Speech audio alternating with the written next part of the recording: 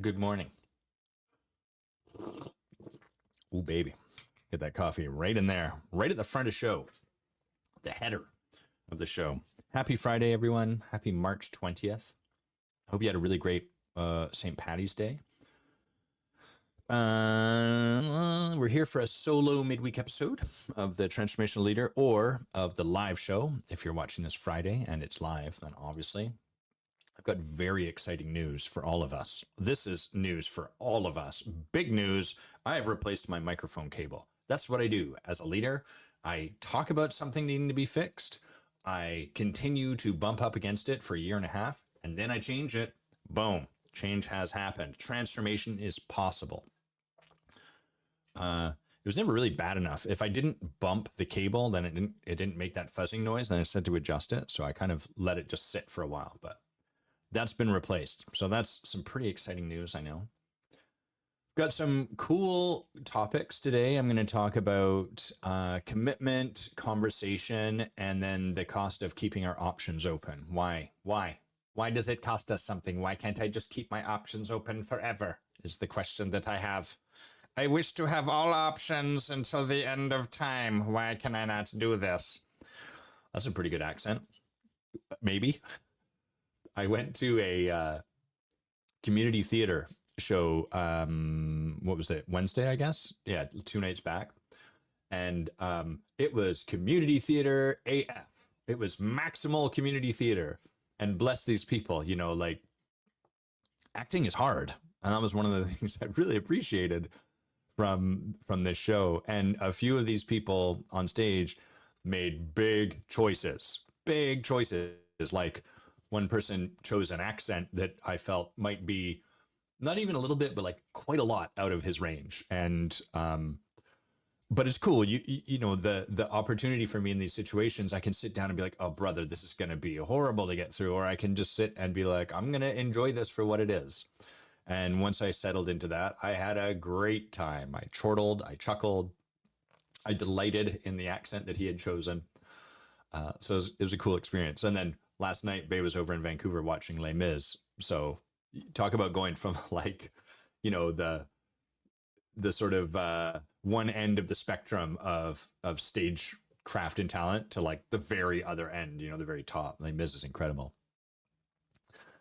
All right, well, let's have a sip. Let's see if I can scratch my eye without getting goo on my glasses. I think I succeeded. We'll have a sip together. Simultaneous sippage. Lovely stuff. A little half calf for me today. What's in your mug? What's in your mug? My friends keep looking at me and they're asking, what's in your mug? Mud water. You guys remember those ads? Mud water. It's mushroom coffee. My friends never look at my mug and they never ask me, what's in your mug? That's just not the kind of friendship I have, and I question that guy's friends. Are they his friends? Does he have a history of drinking weird stuff, and that's why that's happening? Do your friends look at your mug and say, what's in your mug? I doubt it. What kind of mug is he drinking out of? Is it a transparent mug where you can see the mud water? And if so, why wouldn't they just assume it's coffee anyhow? These are questions that I have. So overall, I'd say advertising campaign failed. I'm going to go ahead and put that on out there. Tai Chi campaign, much better. Pooing breaks your colon. Tai Chi heals it. Walking breaks your bones. Tai Chi heals them. I like these claims that they're making. Anyhow, I should talk about something of more consequence. So alive for me this week. There's a couple things alive for me this week. One is I'm in the enrollment outreach phase for the intensive. And historically, the way that I've invited people to my stuff is kind of off the cuff, off the side of my desk. It's not been very focused. It's been fairly almost like lackadaisical. And I would say that it worked because I'm driven enough. So I didn't have any of it systematized. There was no real process. I would just kind of like remember, and then like in between a call, sort of like send a message to 5 people loosely. And what I'm taking on this time is I really want to bring a bunch of people into this room. I'm really excited for this upcoming intensive. I think it's going to be quite a special one. And so I want to fill that room. And in order to do so, I have to get a little more systemic in my approach. Not necessarily meaning I turn it all over to robots and they robot people into being in the room, more in the sense that I have resistance to inviting people to my stuff, not because I'm afraid of them being in the room, but because I struggle to be with the rejection of their no. So creating a systemic approach can be really helpful because anytime there's resistance to something, a system, like a structure basically, helps us consistently confront that resistance. If I have like, hey, it's Monday, you get up and you invite 10 of the people on the list of 80 people that you created, start. That reduces a lot of the mental clutter and a lot of the obfuscation and a lot of the stuff that can get in the way of just taking the action that forces me into confrontation with my resistance. Whereas if I'm like, I'll do it when I remember, I'll probably invite the people that are easier. I'll probably avoid the people that might feel a little edgier to invite. I'll probably hit the number sometimes, other days just not. Whether or not I actually invite those 10 people, like whether I hit my goal, will probably be way more influenced by my feelings in the moment. Whereas one of the things that structure and systematization does really beautifully is it moves our feelings out of the picture. And like, I'm not suggesting feelings are bad or wrong. I'm just saying that like there's a result I'm committed to creating regardless of my feelings day to day. And that's the place that I'm choosing to approach this from. So that's been kind of cool, to just get really clear, like, okay, every Monday I'm going to do this, and then I'm going to set aside time in my calendar for conversations about this. And the approach I'm taking is not to so much as invite people into the intensive yet, but to send them a message inviting them into a conversation about it if they're interested, which is if you've gotten one of these, you probably already know, I've probably invited you, but the gist of that is, hey, we're setting something up. I think it's going to be really cool. If you're I don't know if you're interested or not, but if you are, I'd love to have a conversation where we just explore what might be possible if you were in that room, what might open up, what it might allow or provide you. So it's an invitation for them to discover more in a conversation with me. Very, very simple, almost lower stakes in a way, because they're saying no to the conversation. We're sequencing a little bit more, and because their yes will actually be in a little more informed, right? Because typically, if you invite people to an event, what they're going to look to see, do the logistics clash? Okay, good. They do. I don't have to think anymore about this. I can clear my mental overhead. Blah blah blah blah. So that's been the approach I've been taking, and there's like a couple things I'm alive to internally as I do that. The first is it feels empowering to really stand in the place of, I'm stoked about this. I would love to have you there. Do you want to have a conversation about that? That feels a lot more empowering and stronger than historically how I've done it, which is sort of like, hey, by the way, not sure if you knew, but we're doing this thing. It'd be cool if you could come. Less of a powerful invitation and a little more cushioned against the rejection. I don't know if you can hear it in those words, but it's sort of like the way I'm inviting is like, it would be cool if you could come. So there's less of a like, I would like you there. Do you want to talk about that? More of a, if it works out, whatever. It'd be neat if you came to my party, but whatever, right? There's a safety in that. So I'm leaning more into the bold ask, which allows for more choice on the part of the other people that I'm inviting, and then lets things be, unfold the way they unfold. The second thing that I notice in this process is that, one, I'm at the stage where I'm sending out a lot of invites, but there's not a lot necessarily coming back. Some people respond, some people are like, I can't.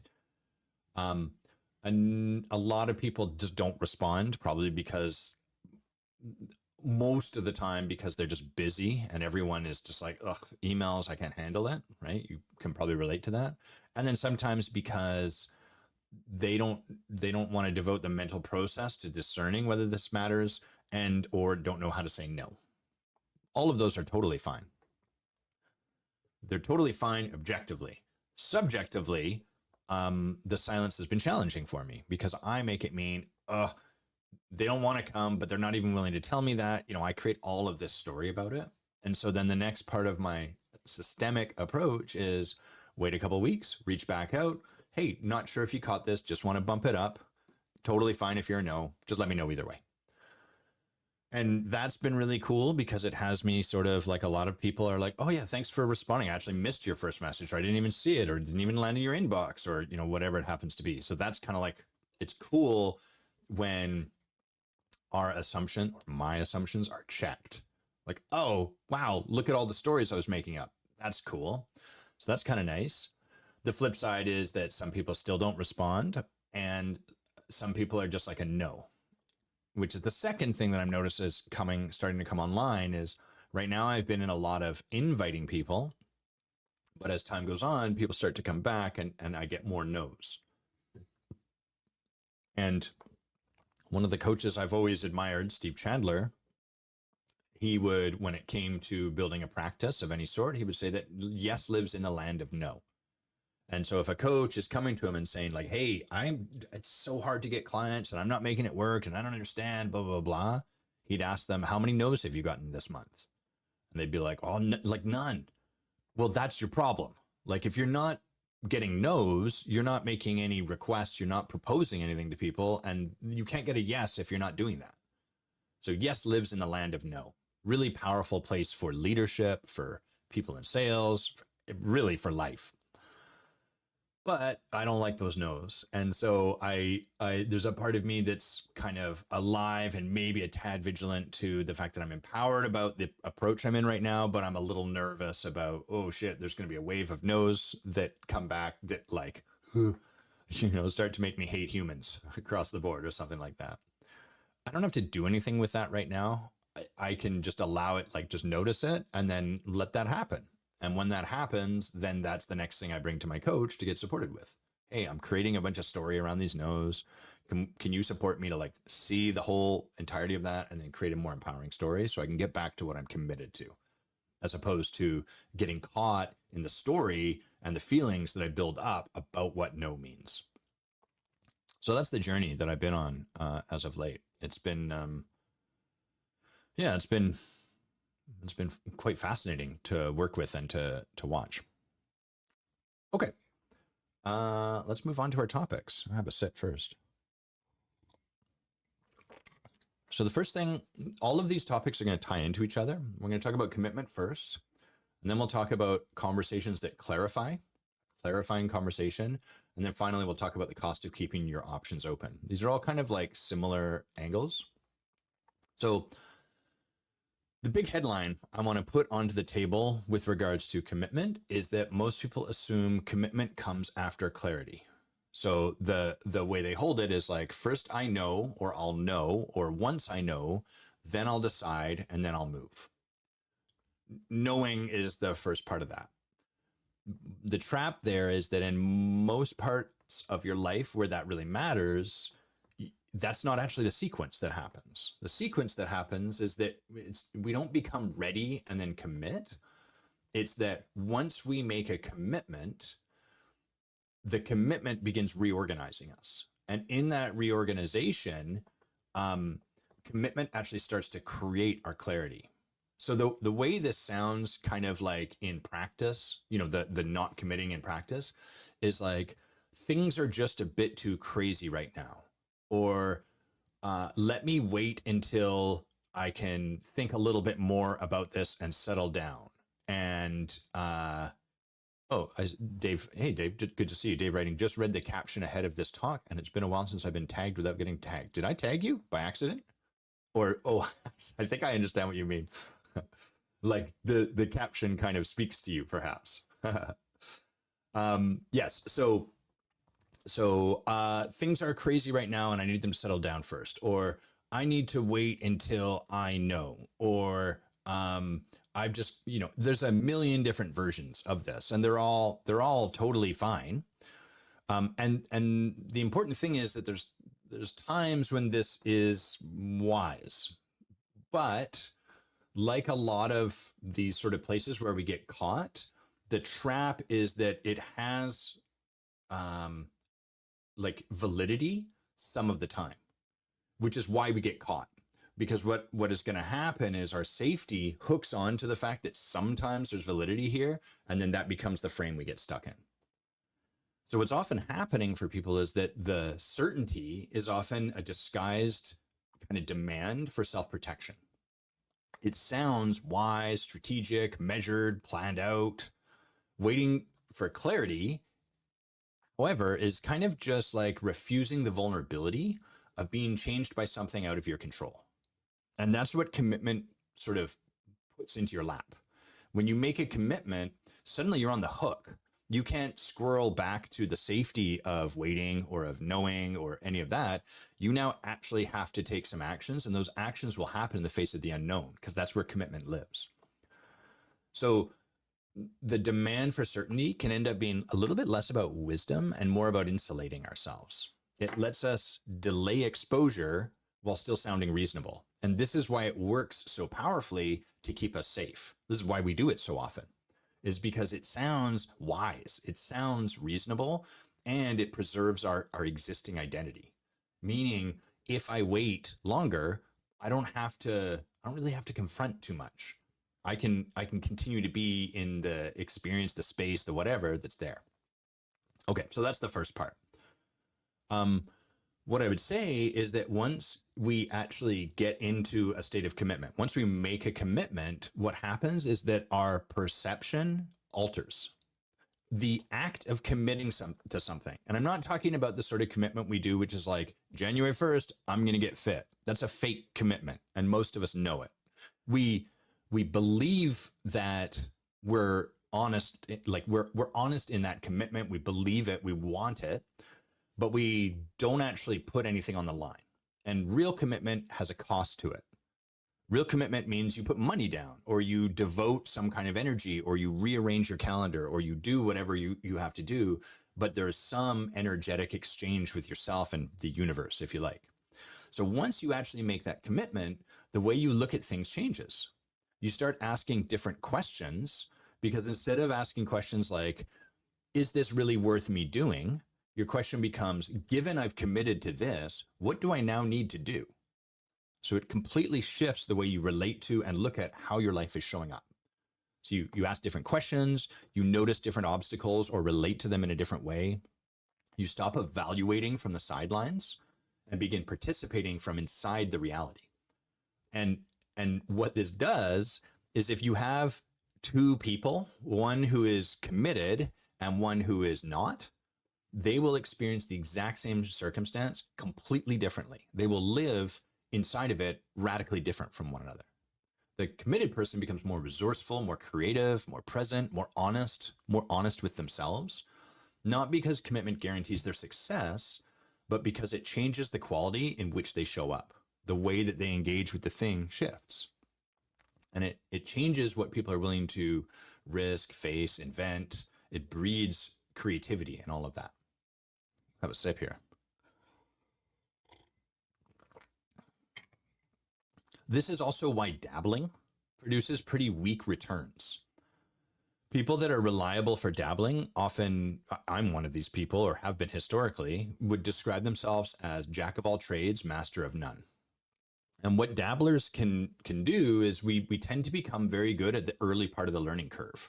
So we can plug into something, we can go from beginner to maybe intermediate pretty quick. But that's the point where the early kind of beginner's luck, or whatever you want to call it, starts to fall away. And there's a requirement to actually show up differently. You actually have to make some moves. You have to put more energy. You have to actually make a commitment to the thing to move beyond that point. And so what happens when we dabble that way is it doesn't cost us much. It allows us to leave the self, the identity, the ontology, the whatever you want to call it, mostly untouched. So, you've had this experience maybe in yourself or with other people. When someone's half in, they kind of largely remain unchanged. They get to keep one foot outside of the fire, evaluating. Am I going to, or am I not going to? Will I now, or will I not? And because they're not fully in, very little of them has to reorganize. There's no requirement to do so, because there's no necessity, because there's no commitment. So they can gather information, learn about, understand, discover, but don't get transformed. And one way to think of this is what happens is they preserve optionality. Optionality meaning like these are the choices I have in front of me. I'm preserving those choices, but it comes at the cost of depth. That's that idea. Jack of all trades. I can do many, many, many things, but I'm master of none. I don't actually create the depth. Now, here's the thing about commitment is I already mentioned it is costly, but part of what it is like what's costly about it is it closes doors for you. And this is part of why people resist it. As long as I remain uncommitted, I can preserve choices, I can keep doors open, I can preserve my identity. I can kind of like hold open the idea like I'm someone who could do this. I'm someone who could take that choice. I'm someone who could maybe make that thing that one time, that someday. So we get to hold on to our existing identity. Whereas when you make a commitment, you're actually closing doors to the other options and you have nowhere to go but through. And, those identities can be like, I'm the smart one, I'm the capable one, I'm the one with the options, I'm the one who might still do something greater. And what real commitment does is it threatens all of that. Because now you have to be answerable. Now you can actually be seen. And now something's real at stake. Now you are going to be unable to avoid facing and seeing the thing that is getting in your way. So commitment really calls you to the mat. And the final thing I want to say on commitment is that there's things that we cannot understand pre-commitment. And that's part of what happens when we're like waiting, when we're trying to get clarity, is we're trying to gain an understanding of the stuff that can only become kind of lodged in ourselves, that we can only really get on the other side of commitment. Because, not because you're dumb, but because that understanding is downstream of the commitment. Because the commitment, remember, changes us. It changes the way we relate to things. So the caveat here is we can't think or understand our way into certain forms of leadership, intimacy, transformation from the outside. They only become visible once we are inside the structure. And there's just certain forms of knowing that are only really truly available after the exit ramps are gone. This is why it's almost impossible to learn to ride a bike like properly with training wheels on. We give kids training wheels, but there's a point where you have to take those wheels off and kids have to fall over. And it is very, very rare. If you ever grew up on training wheels, it's very rare that a kid gets to the point where they can fully balance and you take off the training wheels and they're good to go. I don't know. I've never heard of that instance because training wheels take away the need for you to commit to balancing. And you can't actually learn the balance on that side of the safety that training wheels provide. So it's very similar to this. So this is our first part, right? This is the commitment piece. We cannot wait our way into commitment. And we'll talk a little bit more about what waiting costs and all of that. But for now, the next thing I want to start to bring in here is this idea of like a conversation that clarifies.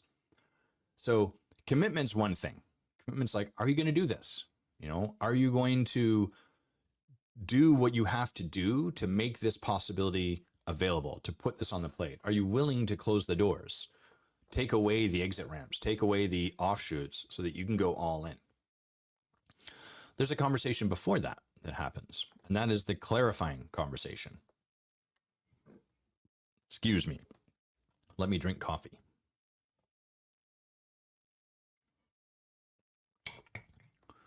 So the clarifying conversation is like, well, it's a little bit like a conversation about exploring like what might be available in the intensive, that kind of conversation. It's not a conversation that requires a commitment. It's a conversation that sheds light on the stuff that might be important to know once like you want to make a commitment. So ironically, the clarifying conversation is kind of the like, would you like some clarity? I want some clarity before commitment. Oh, here's a conversation that might provide that. Not always, because the thing about waiting for clarity, again, hopefully you're getting the point here, is there's always going to be more clarity you could seek. There's always going to be more, whatever the thing happens to be that we're waiting for prior to the commitment. Always. That's the nature of how the animal works. But there are conversations that can provide a lot of clarity. And what happens is we avoid those too. That's the pre-commitment conversation. So why would we do that? You may be asking, and I am delighted you would say that. And so what this is about is like avoiding the conversation that would make commitment or decision harder to postpone, harder to put off. Sort of like as long as something seems vague, it's easier to just keep pushing it into the future. I've noticed like a lot of people, there's many reasons for this, but a lot of people keep stuff at bay that all it would do is bring things a little more clear to them. And part of what this kind of supports in humans is as long as things stay sort of vague, it's easy to just keep pushing it down the road. Once we start to bring it closer and make it really clear, it becomes harder to push off. And that's dangerous. So these sort of clarifying conversations feel dangerous because they threaten what we are protecting in ourselves. They threaten the sort of like, I don't know, maybe I'll consider it, because they actually put us to a point in our lives where we might have to make a decision. And if we don't make the decision, we have to turn and face the fact that I'm the sort of person that won't make that decision. I'm the sort of person that says no to that. Whereas previously I got to be the sort of person that, yeah, like maybe someday, sometime. And those kind of decisions, what they do is they force us to reconcile with how we're showing up in our lives, which we would rather not do. If we don't have to reconcile with that, if we don't have to turn towards and face something in the full light of the day, then we can kind of preserve the safety of being someone who, all of those identities I mentioned earlier. I'm the smart person. I'm the person that's totally down for transformation, just not yet. I'm the sort of person that's all about leadership, and I'm totally going to do a program at some point. I'm the sort of person that absolutely takes care of themselves, but just after I take care of my kids and blah, blah, blah, blah, blah. Anytime there's a conversation that brings that sort of stuff into light, it makes us harder to keep the decision at arm's length, because bringing something into clarity brings it closer. It forces you to look at it. And that forces you to actually confront how you're showing up. Now, the truth is, there's amazing freedom in facing this.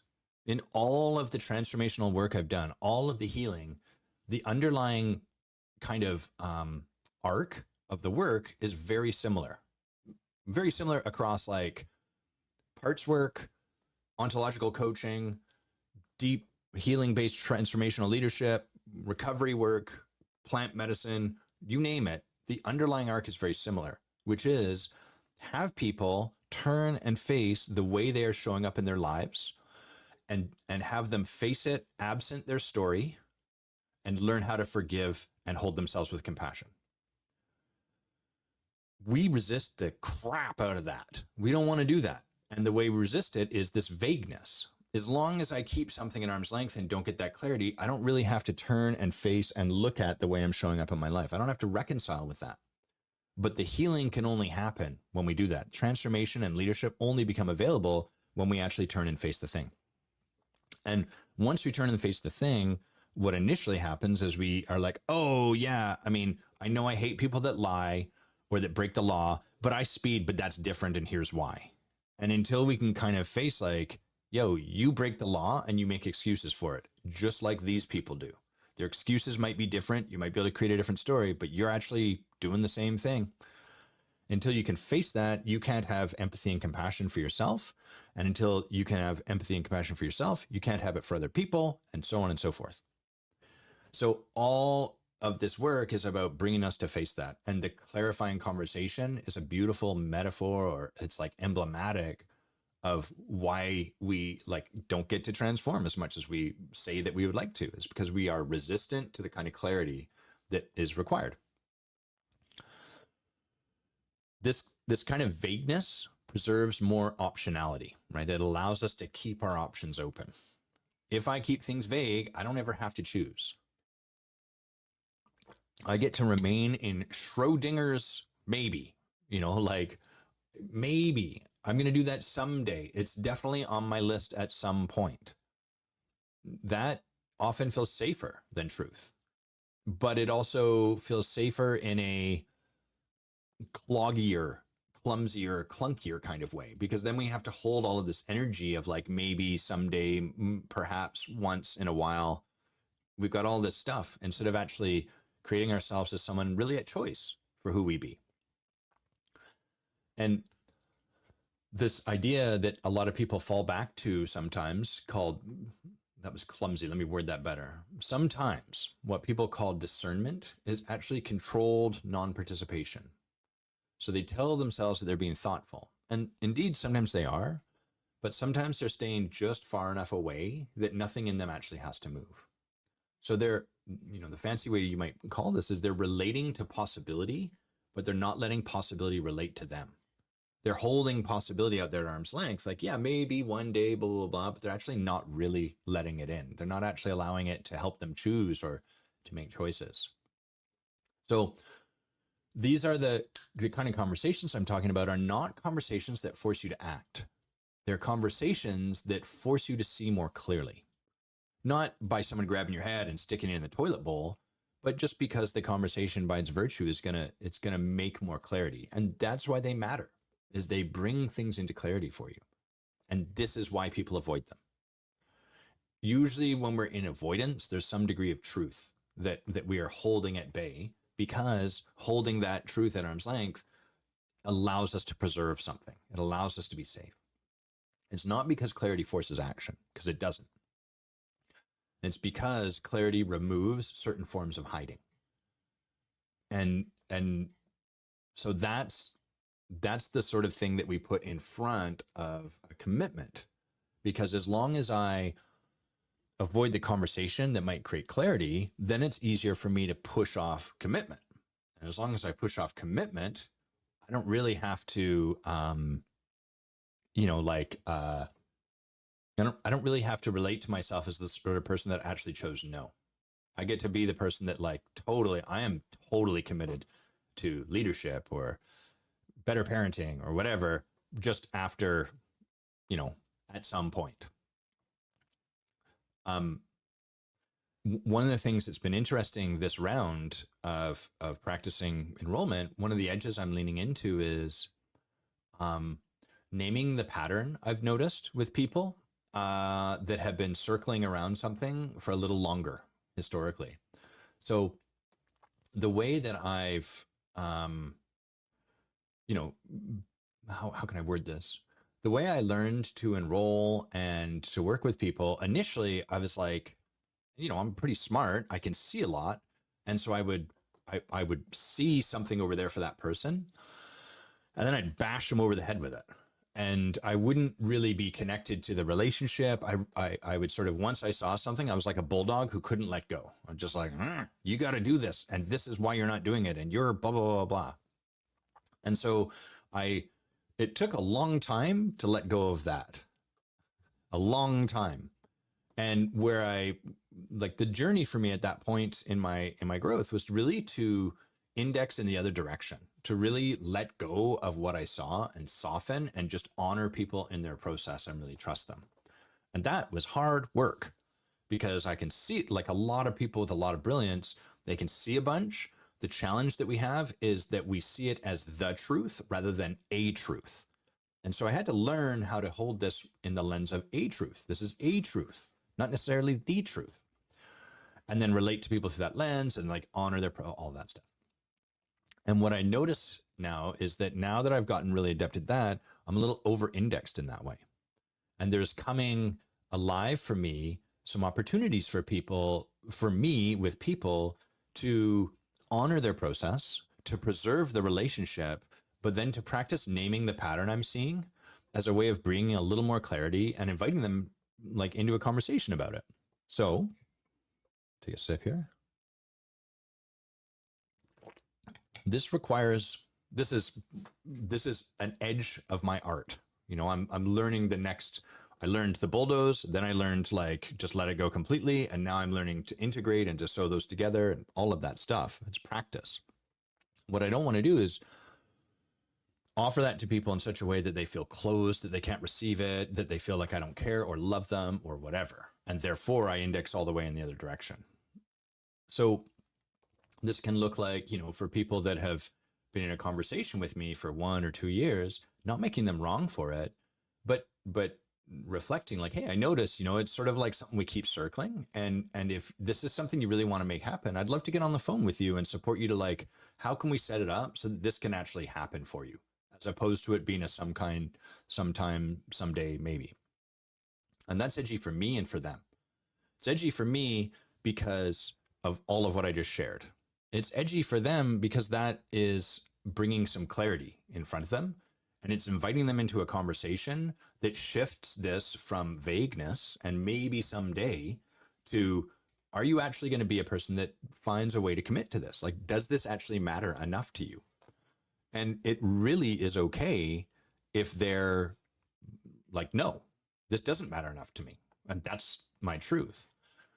But the thing I'm noticing seems to be a real challenge for people is to come to that truth internally for themselves. There's an edginess to turning and facing that. And part of the thing I'm committed to, and this is a growing commitment as I zoom in on like, what is the Forge? What is my body of work really about? Part of the thing I'm really committed to is disruption and rupture. And those words sound maybe violent. The second one in particular, rupture. What I mean by disruption is your pattern's going to keep you going in your pattern. And until something disrupts that, it's not going to change. Now you can wait until life throws cancer at you or takes, someone important from you, or until, you break your leg doing something and suddenly the options you had are gone. That's a form of disruption. That's a high gradient disruption. That's like you're going along and then, like shit, right? It can grab you. I'm committed to providing people a bit of a lower gradient, but I'm still committed to creating that disruption for people. And that's what these things we're talking about today are about. Commitment disrupts your pattern. Once you make that commitment, you cannot continue in the same pattern. And that's why it creates a shift for you. The conversation that clarifies disrupts things because you can continue on the same pattern, but now you're alive to what's actually happening. Now you have more clarity. And so it's sort of like you can't unsee the strategies and the patterns and the consequences of it. That's disruptive. What that does is it ruptures the safety of the pattern repeating itself. So this is like part of the edge where I'm practicing with this, is inviting more of that clarity and creating more of that clarity, but doing so from an absolute commitment to honoring the person and the relationship they're in. That's the new edge. Let's see what you wrote here, Brooke. Brooke says, hello, Brooke. All of what you are speaking of is where I currently live and working to get out of, as you are well aware of. Well, Brooke, I would put back to you like you're practicing. And, I know Brooke, everyone from the Forge, amazing, amazing leader. I see you practicing, Brooke. And, it sounds like you're recognizing places where that edge is still alive. But you are in a structure where you are getting supported with this, where you are practicing. And I see you learning how to make that choice and bringing yourself into more clarity. And so that, as we say in our work, is hashtag GFW. Great fucking work. Dave, hello, Dave. Dave saying, same, Brooke. In addition, I am in the position where I know I need to prioritize other commitments for real for a time. But I feel like a light is on all the times. I just didn't commit. Yeah, I so get that. Okay. So let's go to our third part here, which is we've talked about the nature kind of commitment and how we avoid it. And we've talked about the conversation sometimes in front of it. It's the conversation that clarifies. Next, I want to talk about the hidden cost of keeping your options open. So yeah, commitment, blah, blah, blah. Yeah. Conversation, clarity, whatever. But why not? What's the cost of keeping my options open? So the first thing we want to really underline here is that most people experience optionality. That's having a lot of options. They experience that as freedom. So it's sort of like as long as nothing is decided, they feel untrapped. And there's a truth to that because commitment boxes you in. That's the power of it. So people can imagine multiple futures. They can preserve their flexibility. There's sort of like I could do that, or I could do that. I could take drum lessons, or I could be a dancer, or I could. There's sort of like a freedom, infinite choices, but it's not free. And the trouble is that it occurs like it is. We are more often present to the benefit of it rather than the underlying cost. And optionality does have a cost. Avoiding choices, preserving experience of optionality, all of that comes with a cost. So the first cost is that it keeps us shallow. It keeps us shallow because we don't go all the way in, because we are keeping one foot on the shore while we put another foot in the canoe. And so we're, if we hang out in this metaphor, you can get like a bit of a sense of what it's like in a canoe, but you never get fully at the risk of upending the canoe, dumping yourself into the water, learning how to balance, everything that would be required if you put yourself fully in. And so because we don't go all the way in, we never have to reorganize. We don't have to build around this new path or even discover the new path. And we get to stay and hang out in that kind of evaluation mode, sort of like sitting off to the side and being like, do I agree with that? What do I think? Do I agree with that is different from, whoa, what am I going to do with this? That's a totally different question. It's like the difference between if you get some feedback and you say, do I agree with this feedback? Yes or no? That's not really being committed to development, the same as this is the feedback I've gotten. What am I going to do with it? If I fully tried on, if I put on this feedback and put it to work for me, what would I do with it? That's a totally different state to operate in. So it keeps us shallow. What open options do is they preserve identity as much as opportunity. So it allows me to stay as like the person who might, right? I might write the book. I might make the leap. I might do the deep work. I might become that version of myself at some point down the road, at some point. But remaining a possible self is way safer than becoming an actual one, because remaining a possible self doesn't ask any change from us. It just exists intellectually. It just hangs out up here. So we can kind of like flirt with this idea. We can flirt with the concept. We can kind of hold it. We can even, listen to podcasts. We can read books. We can collect ideas and be like, oh, cool. Yeah, I'm the sort of person that, but it never has to be tested. There's a lot of this in corporate executive leadership, an insane amount.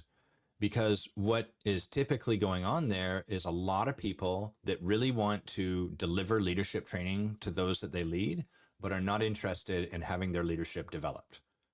And so they're not really committed down this path. There is also a freak ton of this in the coaching profession. Coaches that are not fully committed to the path of coaching because they're not working with their own coach. They're not working in their own containers with their own teachers. That's okay. That's not to call them out. It's just to acknowledge that this cost is alive in the world, and you can probably see it and or have had an experience of it over there, but maybe not so much internally. So while we get to keep that identity, the real cost is this kind of it's a funny kind of suffering that comes from chronic deferral.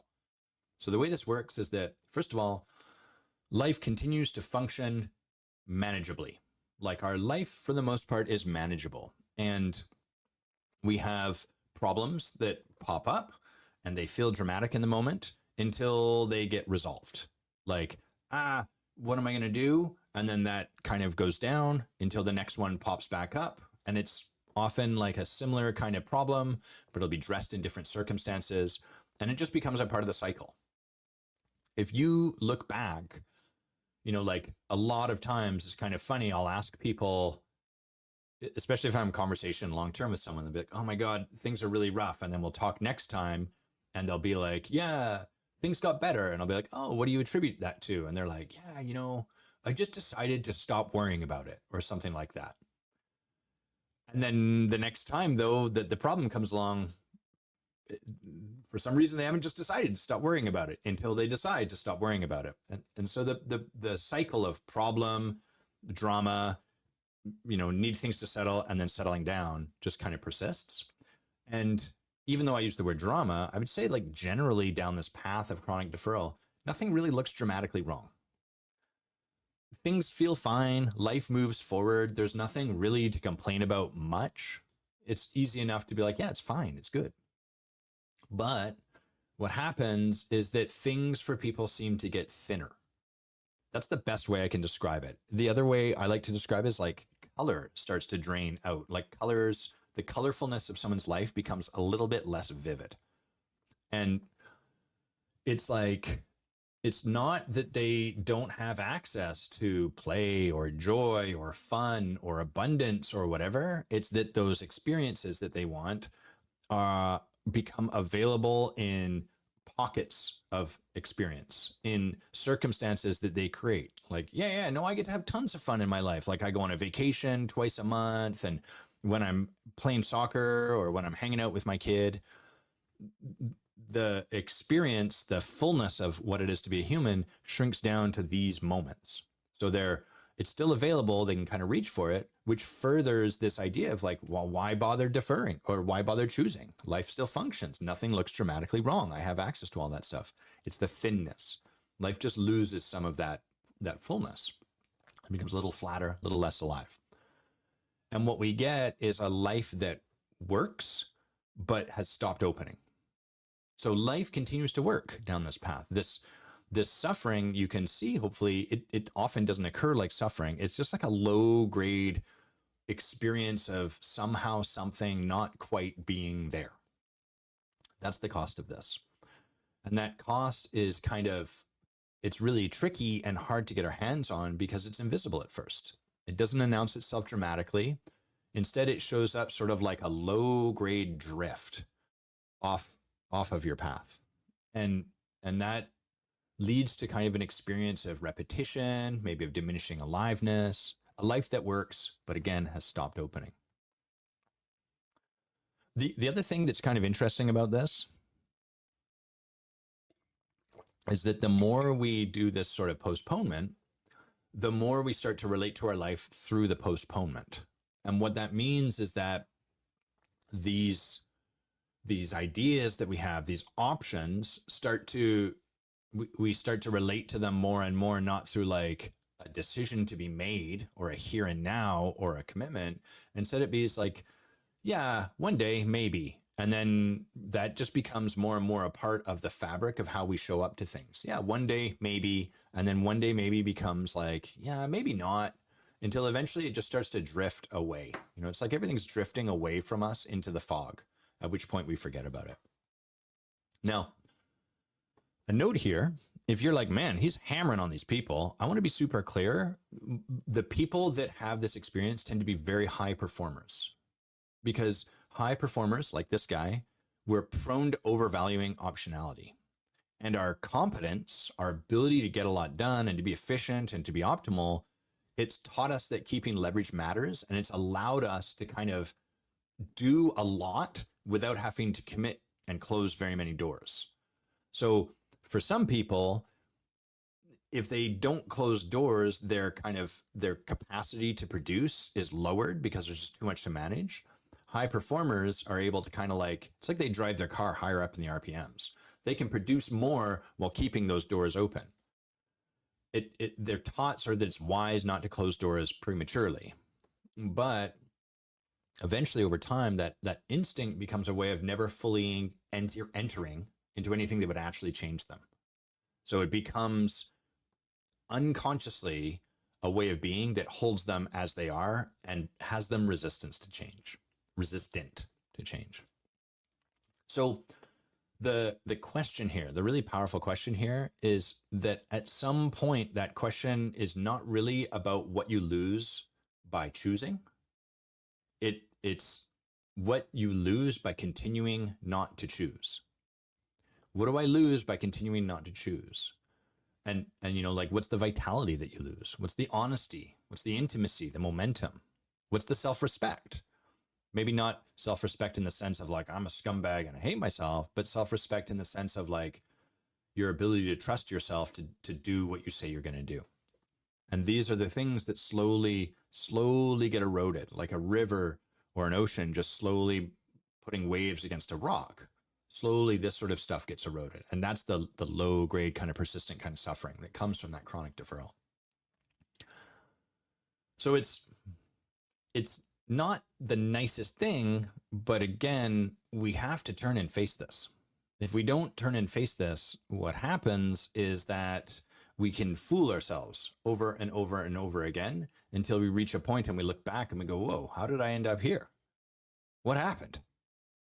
I guess I'm not going to do that thing. And that's the end result of this is, I guess I'm not going to do that thing.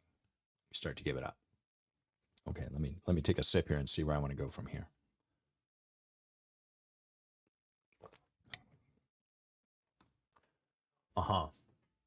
So all of what I've been describing the latter half here, that's the cost of commitment. All of that safety, all of keeping our doors open, all of not having to really confront what is going to be changed inside of us, all of that gets put at risk when we make a commitment, when we really lean in. And what commitment does is it sets a fire under us in a way that is unavailable any other way. And that fire, it moves us towards the next thing that we want. That's the beauty of commitment. There's people that have chosen into the intensive as an example, and it's really cool. Or even like the retreat, or any of these programs, the Forge. The moment they pay their invoice is the moment I start to get a bunch of emails from them. Up until that point, crickets. Once they pay that invoice, that's when they start to share with me, hey, I've got some fear. Hey, I noticed this is showing up. Hey, people tell me, Adam, I really want to make you, like, I would love some of your support. Excuse me. Like, just how can I? But what happens is they resist that. They resist reaching out. I tell them, yeah, by all means, reach out anytime you like. I'd love to support you. But they don't, because they have a story about what it would mean, or they're trying to manage my time. They don't want to be annoying, et cetera, et cetera. Once they make the commitment, they stop, that story goes away. They stop being willing to sit in that. And that's when their transformation really begins. So we can't underline enough the potency of commitment and what it does for us. It's really where everything begins to shift. Okay.